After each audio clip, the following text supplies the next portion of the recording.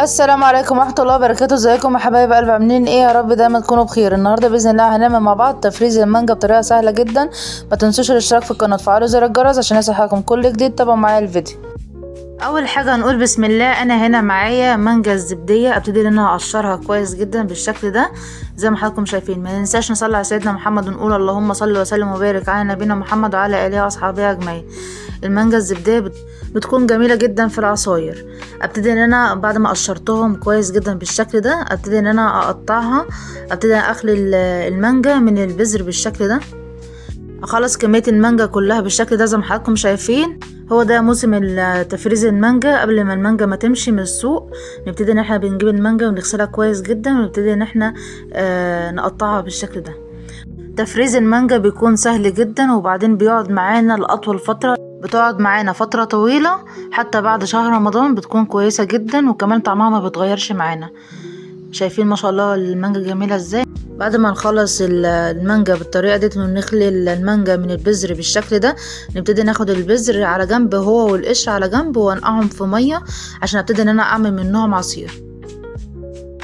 وبعد كده ابتدي ان انا اجيب اكياس تلاجة، ابتدي ان انا افضي فيها المانجا بالشكل ده.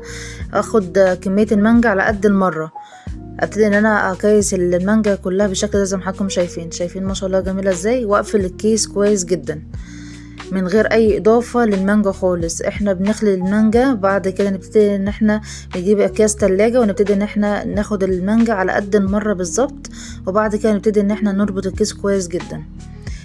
طريقتها سهلة جدا مش بتاخد معانا وقت ولا مجهود.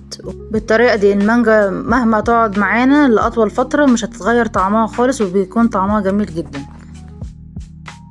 وخلاص خلصنا الكمية بتاعتنا وكيسناها كويس جدا في الكيس. نبتدي ان احنا نجيب قشر المانجا ونحط عليه اللي هو البذر بتاع المانجا ونبتدي ننزل عليه بالمية بالشكل ده، ونبتدي ان احنا نخلص البذرة بتاعت المانجا من الزيادة اللي فيها. بعد كده نبتدي ان احنا نحط، انا هنا نزلت بحوالي كوبايه الا ربع سكر على الكميه اللي عندي على كميه القشر، وابتدي ان انا اضربها كويس جدا في الخلاط بالشكل ده زي ما حضراتكم شايفين. وبعد كده نبتدي ان احنا نجيب الصفايه بالشكل ده ونبتدي ان احنا نصفي العصير بالشكل ده زي ما حضراتكم شايفين. يطلع معانا احلى عصير. شايفين ما شاء الله جميل ازاي. وده كده الشكل النهائي للمانجا بتاعتنا بعد ما كيسناها وبعد ما احنا عملنا العصير بتاعنا بالشكل ده.